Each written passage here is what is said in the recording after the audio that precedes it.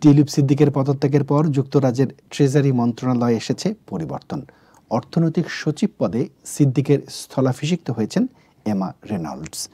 তিনি এর আগে ওয়ার্ক অ্যান্ড পেনশনস মন্ত্রণালয়ের পেনশন মন্ত্রী হিসেবে এবং একই সঙ্গে জুনিয়র ট্রেজারি মন্ত্রী হিসেবেও দায়িত্ব পালন করেছেন। মঙ্গলবার টিউলিপ সিদ্দিকের পদত্যাগের পরপরই এই পুনর্গঠন ঘোষণা করল 10 নম্বর ডাউনিং স্ট্রিট। অপরদিকে এমা রেনল্ডস পূর্বের দায়িত্বে নিয়োগ পেয়েছেন থরস্টেন বেল। তিনি রেজলিউশন ফাউন্ডেশন থিঙ্ক ট্যাঙ্কের সাবেক প্রধান নির্বাহী এবং অ্যান্ড মিলিব্যান্ডের সাবেক নীতি নির্ধারণী প্রধান ছিলেন।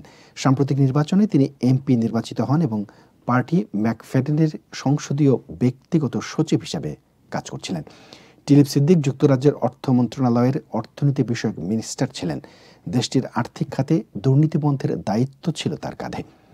আর তার বিরুদ্ধে শেখ হাসিনার সরকারের সঙ্গে সংশ্লিষ্ট বেশ কয়েকজনের সম্পত্তি ব্যবহার করা নিয়ে প্রশ্ন ওঠে। এরই পরিপ্রেক্ষিতে তিনি পদত্যাগ করলেন।